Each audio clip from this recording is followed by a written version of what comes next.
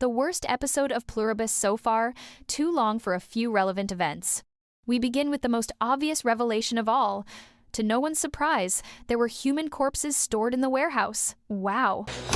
This whole place is filled with human bodies. I was expecting something impressive and ended disappointed cause that was the first thing anyone would have guessed. Then, Carol sends the recording to the other survivors, even though she never asked if they received it, never asked if they saw it, never called them to ask them.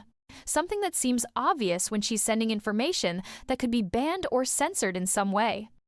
At least she decides to go see the Frenchman, of whom we see long and inconsequential scenes of poker and fan service. Then Carol arrives and finds out she's much further behind than the others, because, surprise! The others have done the obvious thing, which is asking. An easier way to investigate, especially considering she herself discovered that they can't lie. And his name is John C.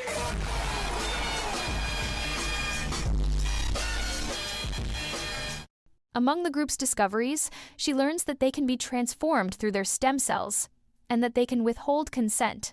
Now, we see that Carol specifically says she doesn't consent to having a finger laid on her. You will not lay a finger on me.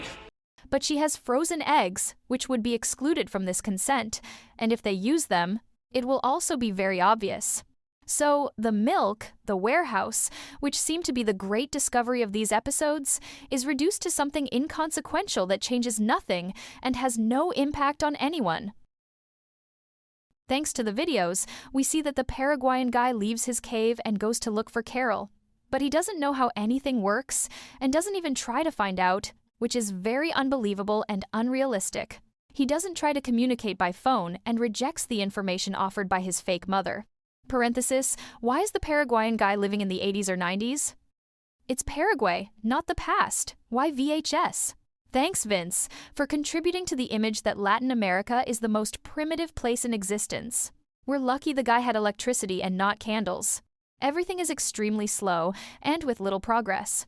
I'm less interested in seeing how it continues, and I don't think it will progress much in the first season. I think Vince Gilligan is wasting the viewer's time. And in this series, there isn't even a glimpse of an interesting horizon that would motivate spending so much time trying to figure out where it's going. Also, there's too many artsy takes, which, great, but it's just too much, too forced. Like, are you doing all of those to get awards and the storyline is kinda second goal here? What do you think?